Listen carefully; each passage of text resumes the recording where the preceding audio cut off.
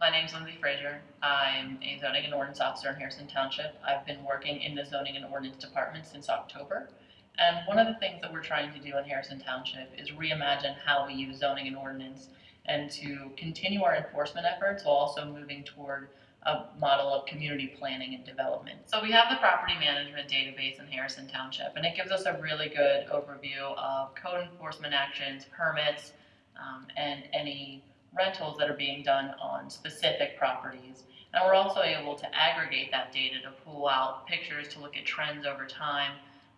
We have we did a letter grade system for every property in Harrison Township, and we're working on mapping now to put together a strategy for where it makes sense to focus our efforts. But some of the raw numbers that come out of that data that we pull from the county are not necessarily consistent what we know to be the case in Harrison Township. And so we recently hired someone with technical expertise to help us with importing some of that data to make it more accurate with what we know to be the case. So I think when a lot of people think about blight, they think about houses that are ready to be condemned, that need to be torn down, and they think about the answer to blight being demolishing a building. And that is one answer to blight, but that's also when blight has gotten really out of hand.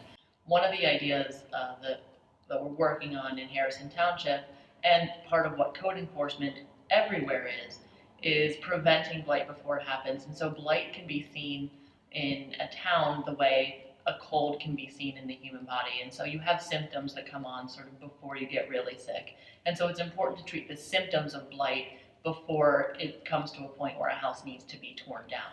We want to work with property owners to make sure that they're doing regular exterior property maintenance, making sure that their sidewalks are maintained, that all porch steps are maintained, that there's no chipping or peeling paint, and just really that the house looks nice and has some curb appeal. And so once that starts to go downhill, it can spiral out of control pretty quickly. And so that's why code enforcement and working with property owners is so important into preventing blight at every level.